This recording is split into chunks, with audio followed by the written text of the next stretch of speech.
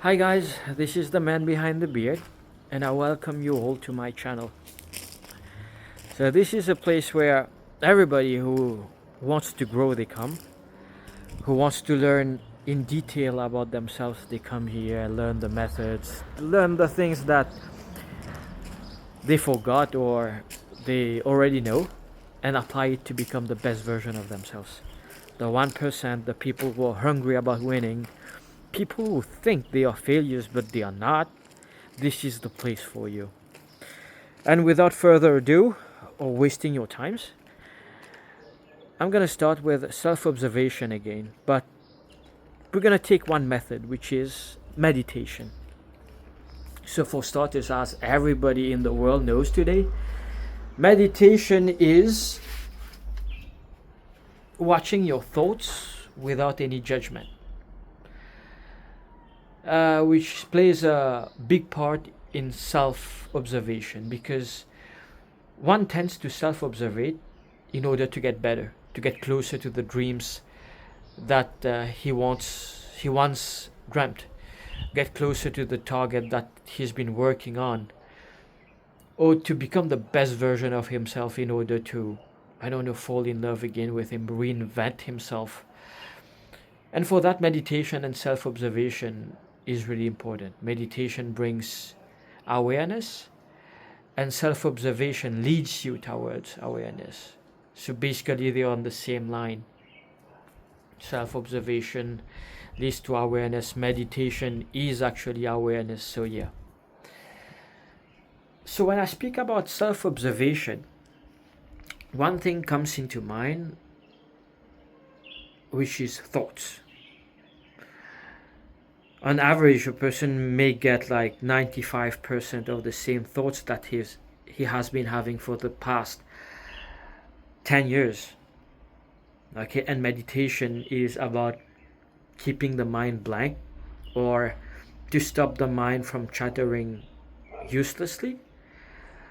And gurus, sages, they have offered many methods about it, but one great method is self-observation. Why are you mind chattering? Why is your mind chattering? Why is it making excessive noise, and why can't you do anything about it?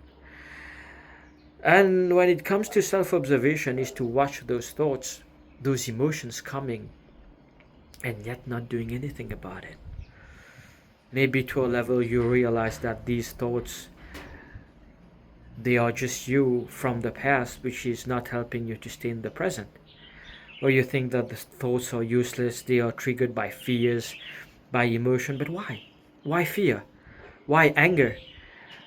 Have you ever tried to watch, whenever you are angry, to watch that anger in the present? Let's say like somebody slapped you, but not taking into consideration that slap that happened in the past, but watching that anger from a position of present. The past is gone, the pain is gone, but you're still feeling angry. Why? You're in the present. Why can't you forget about your anger, or maybe the problem that happened like 3 or 4 weeks ago?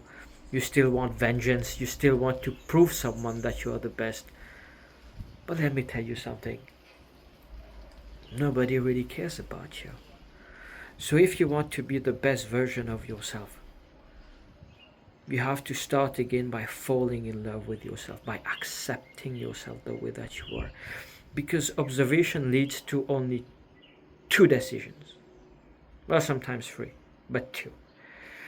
Either you come in a place of observation where you need to forget yourself, forgive yourself, and move on, or you come in a place where you need to forgive someone and forget someone and move on from what they did to you. Or sometimes third party is just both. Um, you forgive yourself, you forgive the other person, you forget yourself, you forget the other person, and you move on as a new person. So basically, self-observation leads you to reprogram your brain to become one of the best versions of yourself, if that is what you want. And by observing without any judgment, you realize that a problem, a solution, can be observed in many different ways. That is why your eyes are round, because you can turn it all around the corners and watch every corner easily. What becomes difficult is the judgment that happens before observing, that emotion that happens before observing. Ladies and gentlemen, I don't know if you've ever noticed this, but sometimes when you watch a tree, you observe a tree, it gives you the structure of a human being. Sometimes the leaves, they resemble as like afro hairs, which is really beautiful. Or sometimes the branches would look like a thin woman dancing, or I don't know, it resembles something. Or every time that you watch the skies, I mean the sky,